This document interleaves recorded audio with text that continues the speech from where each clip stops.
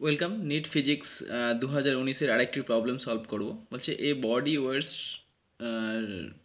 200 newton on the surface of the earth, মানে পৃথিবীর সারফেসে একটা বডির ওজন হচ্ছে 200 নিউটন। বলছে how much will it weights half way down to the centre of the earth, মানে পৃথিবীর যে সেন্টার থেকে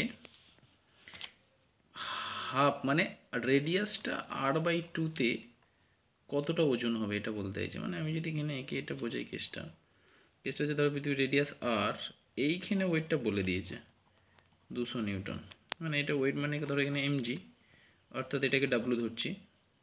এই জায়গায় হাফ, এই জায়গায় মানে ধরো এইখান থেকে এটা হচ্ছে তোমার r/2, এই r/2-তে কতটা ওজনটা। এখানে ধরো যদি আমরা অভিকর্ষীয় ত্বরণ জি ধরি, তাহলে এখানে অভিকর্ষীয় ত্বরণ চেঞ্জ হয়ে ধরো হচ্ছে জি প্রাইম, মানে এম জি প্রাইম চেয়েছে, এটাকে আমরা ডাব্লু প্রাইম ধরছি।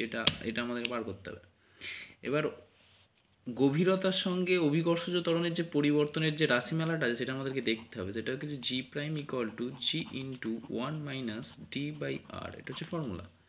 জি প্রাইম মানে ধরো গভীরতায় অভিকর্ষজ ত্বরণ, আর এইটা হচ্ছে ভূপৃষ্ঠে, আর এটা হচ্ছে কতটা ডিস্টেন্স নিচে ডিটা, আর আরটা হচ্ছে পৃথিবীর রেডিয়াস। এটা হচ্ছে অভিকর্ষ ত্বরণের পরিবর্তনের রাশিমালা।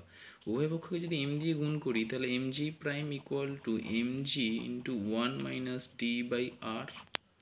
তাহলে এম জি প্রাইম মানে ওই গভীরতায় যেখানে চেয়েছে সেটা ডাব্লু প্রাইম ইকুয়াল টু এটা ডাব্লু 1 মাইনাস ডি। ডি মানে কি আমাদের এখানে বলেছিল যে how much will the weight up half way down to the centre of the earth, মানে এখানে এটা ডিটা হচ্ছে r/2, তাহলে এই ডি এর জায়গায় আমরা r/2 বসাচ্ছি। ওকে, তাহলে এটা ডাব্লু ইন্টু 1 মাইনাস আর কেটে গেলে হাফ হলো, তো ডাব্লু 2 মাইনাস 1, তার মানে এটা হবে w/2।